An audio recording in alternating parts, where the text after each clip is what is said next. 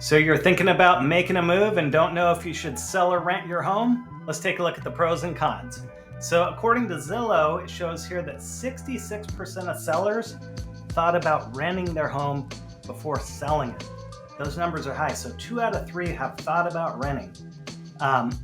By the way, if you decide that you'd like to sell your home, just leave in the comments below a checklist, and I'll get this checklist out for you to help get your home ready to sell. Is it a good fit for renting? That depends, right? So the realities are, have you been a landlord or have you considered becoming a landlord? Let's take a look at why that may be good or a bad thing for you. Of course, landlords have to fix things like HVAC, structural damage. A lot of times water heaters go out, and these things need to be taken care of very quickly. Otherwise, you'll have a very upset tenant, right? I'll let some of the costs. So you have mortgage and property taxes, and you still have to pay these expenses if your home isn't rented. We know a lady that actually had a flood. It's a friend of my wife. Won't say where, but here in San Diego. And she was out for 6 months without 3 tenants.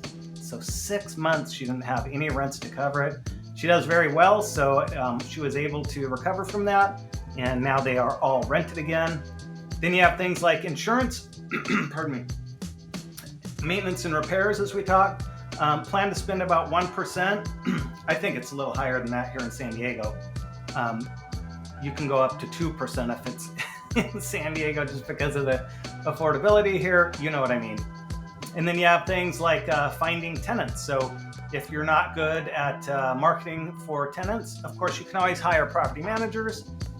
In San Diego here, property management, I have a client who hired someone for 5% recently. Hasn't been long enough to know if that's working out well or not, but between 5 and 10% would be a normal charge. Actually, let's go to 8 to 10%. So 5% comes with things like every year you have these fees to renew your lease and things like that.